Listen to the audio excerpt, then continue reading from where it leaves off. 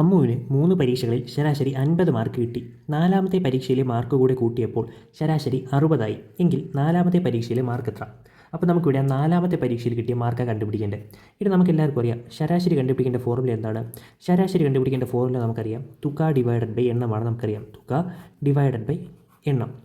ഇവിടെ നോക്കിയേ, അമ്മുവിന് 3 പരീക്ഷകളിൽ ശരാശരി 50 മാർക്ക് കിട്ടി. അതായത് അവിടെ ഒരു എണ്ണവും തന്നിട്ടുണ്ട്, ഒരു ശരാശരി തന്നിട്ടുണ്ട്. എങ്കിൽ നമുക്ക് തുക കണ്ടുപിടിച്ചുകൂടെ?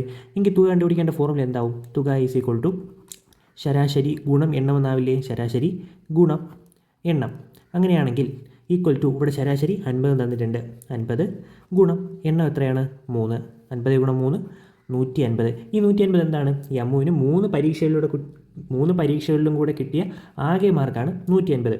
ഇനി പറയുന്നുണ്ട് 4ാമത്തെ പരീക്ഷയിലെ മാർക്ക് കൂടെ കൂട്ടിയപ്പോൾ ശരാശരി 60ആയി. അപ്പോൾ നമുക്കിവിടെ എണ്ണം എത്രയാണ്? എണ്ണം 4ആയി, ശരാശരി 60ആയി.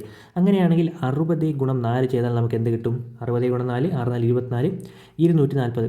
4 പരീക്ഷയിൽ കിട്ടിയ ആകെ മാർക്കാണ് 240 എന്ന് പറയുന്നത്. ഓക്കെ അല്ലേ?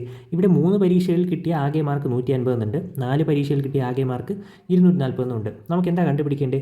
4ാമത്തെ പരീക്ഷയിലെ മാർക്കല്ലേ? അതിന് എന്ത് ചെയ്താൽ മതി? 240 150 കുറച്ചാൽ പോരെ? 240 മൈനസ് 150 ഈക്വൽ ടു എത്രയാണ്?